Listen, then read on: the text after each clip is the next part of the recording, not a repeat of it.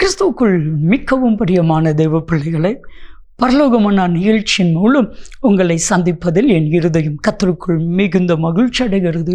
உங்கள் எல்லாரையும் இயேசு கிறிஸ்துவின் இன்ப நாமத்தினாலே என் அன்பின் வாழ்த்துக்கள். இன்றைய பரலோகமன்னா, என் சத்துருகளுக்கு என்னை தப்புவியும். இது ஒரு வல்லமையான ஜெபம்.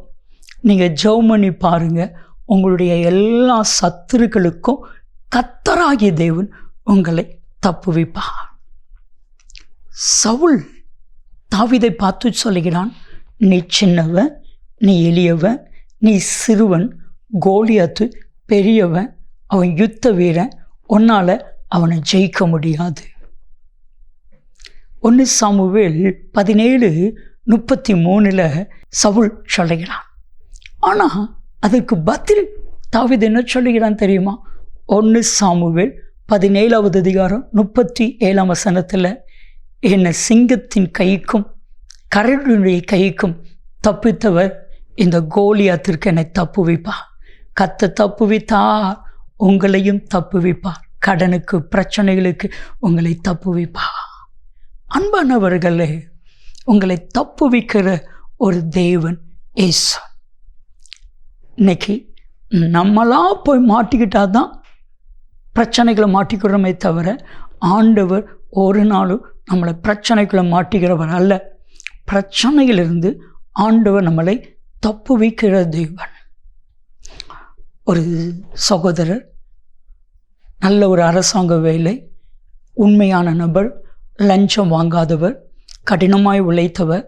அவருக்கு ரிட்டையர்ட் ஆகி வந்த பணத்தை ஒரு கொடிய மனிதன் ஏமாற்றி அந்த பணத்தை அவர் கொள்ளையடிக்க நினைத்தார். இவர் விழுந்துட்டார். அந்த மனுஷன் சொன்ன வார்த்தையில் விழுந்துட்டார். இப்போ ஆண்டவரை இறுக பிடிச்சிட்டு, ஆண்டவரே என் பணம் எல்லாம் போயிடுச்சு, என்னை தப்பிச்சிருங்கப்பா, என்னை தப்பிச்சிருங்க. பிரியமானவர்களே, ஆச்சரியம் என்னென்னா, அந்த முழு பணத்தையும் அந்த கொடிய மனிதன் இந்த தெய்வ மனுஷன் கையில் கொண்டு வந்து கொடுத்துட்டாருங்க.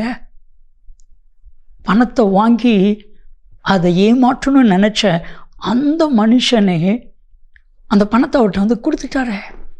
ஆச்சரியம்!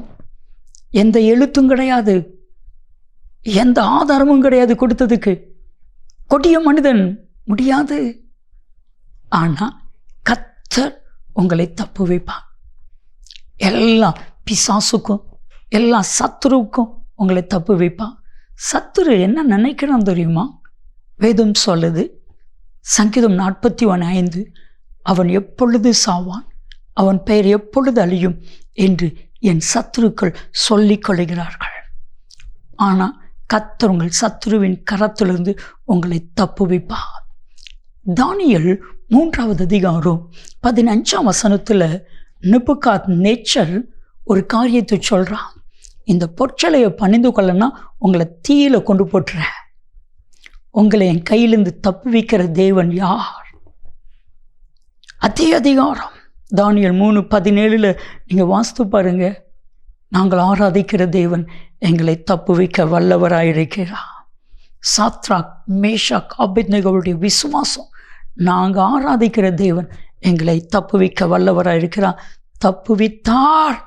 சாத்ராக், மேஷாக், ஆபேத்நேகோவை தப்புவித்தவர் உங்களையும் பிசாசுக்கும் பிசாசின் கிரியைகளுக்கும் கடனுக்கும் வியாதிக்கும் போராட்டங்களுக்கும் தப்புவிப்பார்.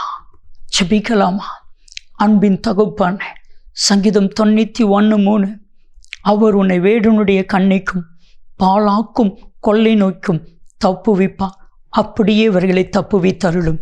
இயேசு கிறிஸ்துவின் நாமத்தில் ஜெபிக்கிறோம் ஜீவனுள்ள பிதாவே, ஆமென், ஆமென். என் சத்துருக்களுக்கு என்னை தப்புவிப்பார். நன்மையும் கிருபையும் ஆசீர்வாதங்களும் நிச்சயமாய் உங்களை தொடரும்.